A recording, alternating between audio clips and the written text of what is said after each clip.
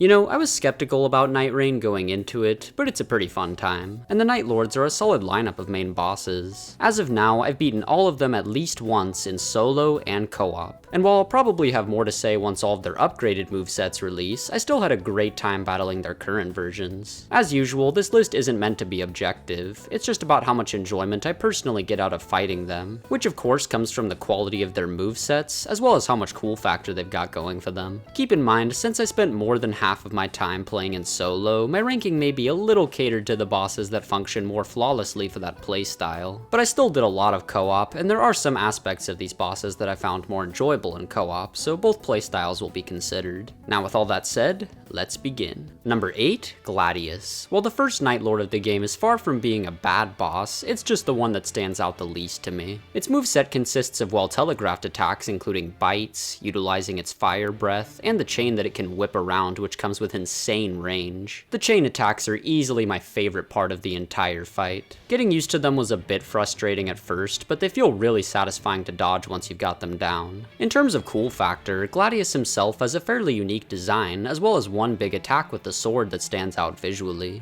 But otherwise, there isn't much about this fight that I'm a fan of. I hate to say it, but the most unique aspect of the whole encounter also happens to be my least favorite part of it. That being when it splits into 3 separate wolves. In theory, having a boss in a co-op game split into 3 parts where one player fights each of them sounds awesome. But in practice, it's almost never fun. Sometimes me and my friends were able to aggro one of them to each of us, but it usually wouldn't last long since they eventually end up just rushing down one teammate while the other 2 can't do anything about it. This whole splitting into 3 gimmick feels like chaos for the sake of chaos, as opposed to being an actual well thought out mechanic. And in solo it's even worse. Actually, it's 10 times worse. But when it chooses to stay as one target, it's a perfectly fine, inoffensive boss with some cool stuff here and there. I just don't think it's got much going for it compared to the other Nightlords. Number 7, Maris. Okay. Obviously, Maris isn't one of FromSoft's all-time greatest achievements, but the amount of hate this thing gets is insane to me. The 2 main issues I'll admit are that it isn't very exciting or demanding, and if you're playing with a melee build, then the amount of time you have to wait for it to come back to the ground can be tiresome. But at least you can still deal damage to it by attacking the tentacles or the little projectile guys it sends toward you. Though personally, I would still recommend approaching it with a ranged build. As long as you know how to make the most of close range weapons, or just accept that using projectiles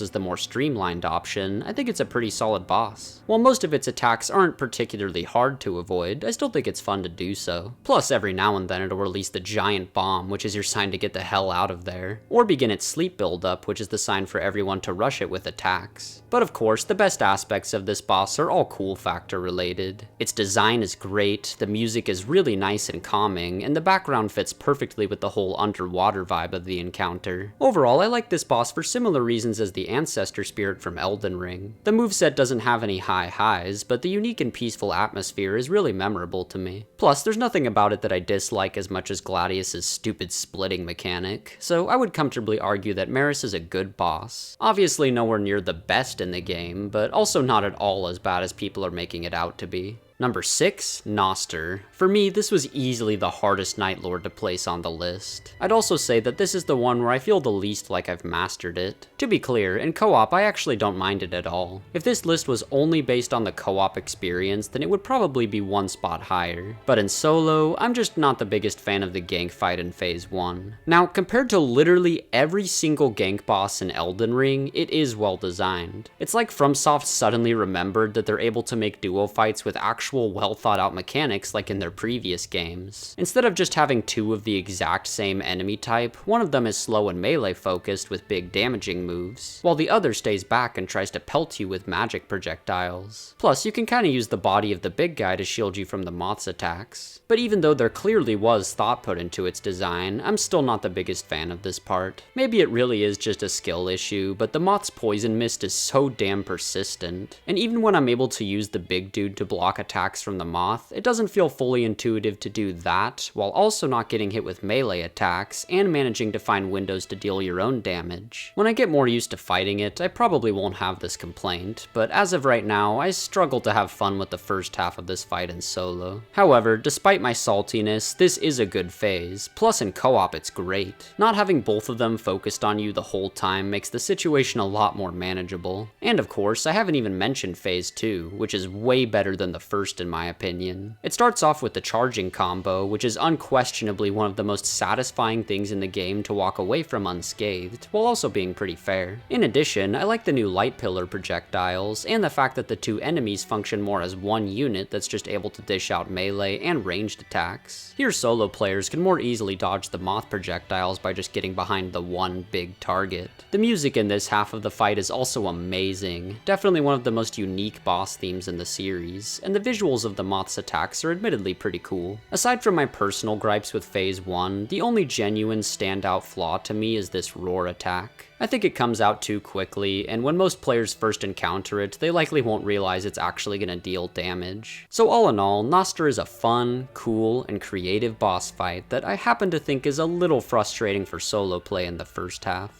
Number 5, Adel. While he definitely isn't the most unique Nightlord, it's just a damn solid boss all around. Good design, cool spectacle, and most importantly, a really fun and fair moveset. A big part of what makes this boss feel fun, especially in co-op, is the frantic way it's animated. Most of his moves and combos aren't really that crazy to dodge once you learn them, but the way he can flail around and then quickly transition into a high damaging attack adds so much excitement. When it comes to the specific moves and combos, I especially like the ground AoEs, the combo where he runs back and forth, and the giant well-telegraphed bite attack which can one-shot some classes. It's also funny in co-op when one player is caught in the animation and the other two teammates are just rushing Adel to try and stagger him. Then in phase 2, he starts off with his big get the hell away from me AoE. I know this type of move is objectively simple and kinda doesn't add much, but in co-op especially, I think it's a fun and chaotic moment when everyone just has to dip. Plus, it always gets followed up by his giant leap followed by a ground slam, which is both a good move and a hilarious one to watch.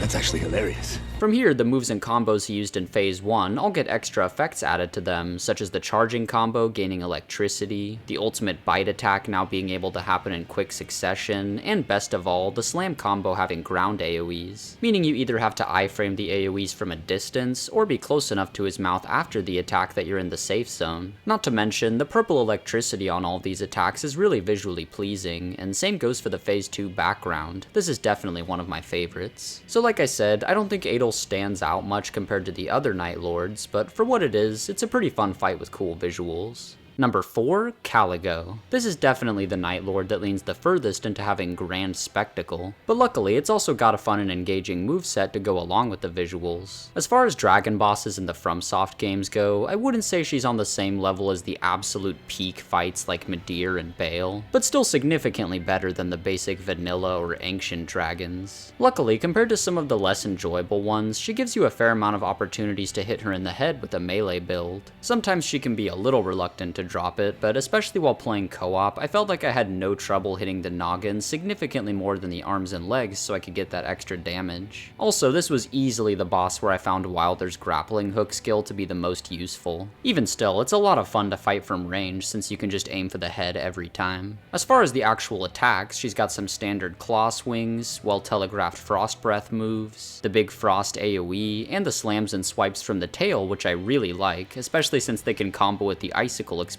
on the ground. Then after Caligo's visually awesome transition into phase 2, you'll be dealing with the more epic attacks like getting to a safe space while the icy ceiling is cracking, finding a pillar to hide behind while the blizzard comes in, or dodging the flying charges where she shoots countless icy projectiles toward you. Of course, as I said before, a big part of what makes this fight stand out is the sheer awesomeness of it all. Oh, this is beautiful. Compared to the other Nightlords, the way Caligo changes the background visuals in phase 2 really makes me feel lost in it. I almost forget that this is technically the same sandy arena you fight the other Nightlords in. And of course, the fact that the attacks look as awesome as they do, along with the music being so beautiful, helps to make this stand out as Nightraign's dedicated spectacle boss. The only thing that slightly takes away from the cool factor for me is the actual design of Caligo herself. It's a pretty solid design in a vacuum, but it does kinda look like a modified wyvern from Dark Souls 3. Otherwise, the main reason this fight isn't higher is because the top 3 just have more engaging gameplay.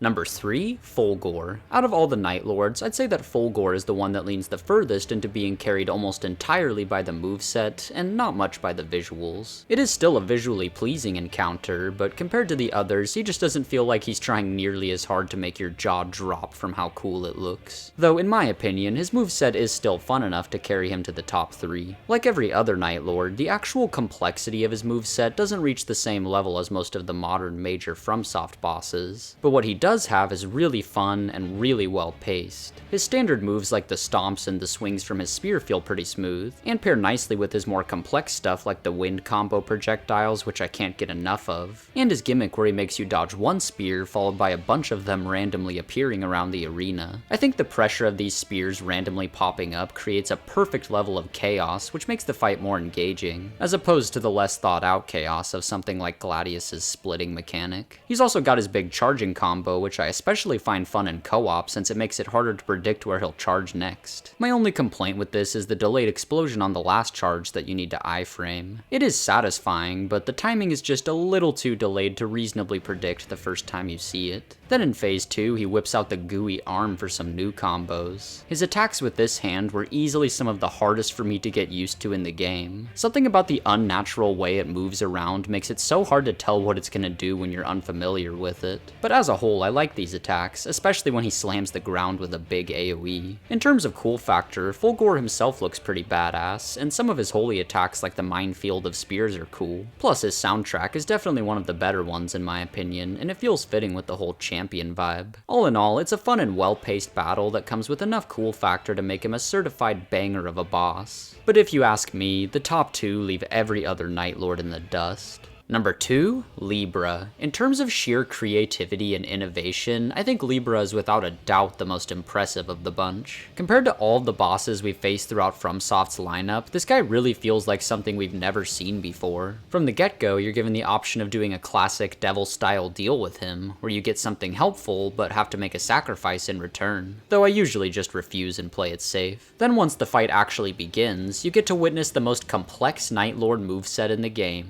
A lot of his attacks on their own aren't too crazy, but the main thing that can potentially make them a hassle is how they overlap with each other. Dodging his melee swings while he's also got projectiles raining from the sky and rapid fire blasts coming from the sides will really force you to think about your positioning. And it obviously helps that I'm a fan of the moves by themselves. There's the standard blasts that come from the ground, where you're forced to move at least a little bit out of the way before you can iframe. The rapid fire projectiles and raining ones I mentioned earlier, some solid melee combos, the ability to teleport, and one of the most unique mechanics in the series, where he fills up your madness meter, forcing you to run around and collect orbs that slow it down. But the most significant part of the fight is when he decides to buff himself. If he does so before you destroy all the surrounding sigils, then he'll gain increased damage for his spells. However, if you do manage to destroy them, then you'll have to deal with what are debatably his most demanding attacks, where he goes on an insane rampage flailing all around the place, which I find a lot of fun to avoid. And when it comes to cool factor, he's got a lot going for him. His design is awesome, the whole theme of balance and madness is super well executed, the attacks generally look great, and the music is so cool and unique while fitting perfectly with the vibe of the encounter. Honestly, they knocked it out of the park with this game's boss music in general. So like I said, I think Libra is a noticeable step above all the bosses I've discussed so far. The combination of his innovative mechanics, along with just being a really cool and really fun fight, makes him easily one of my fondest memories playing Nightreign.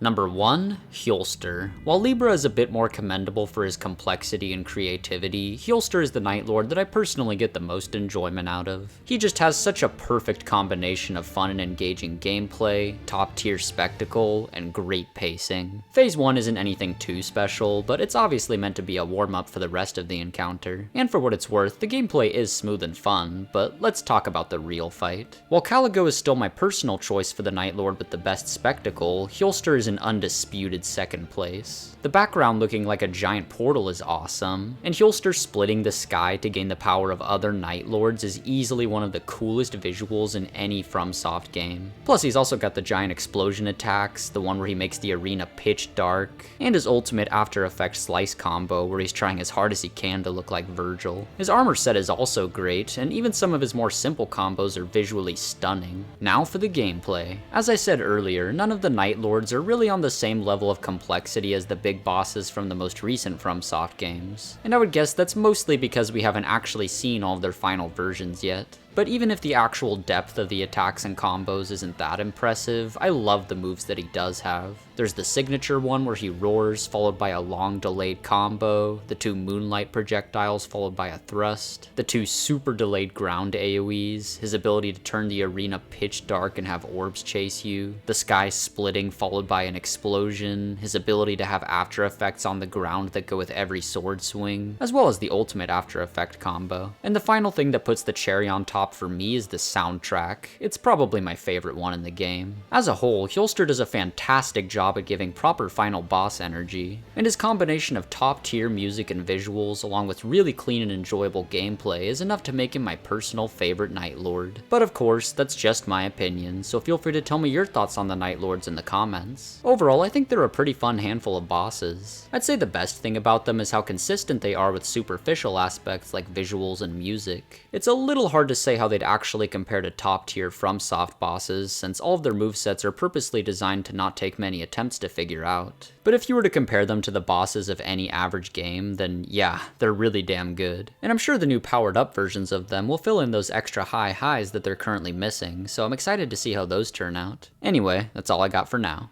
See ya.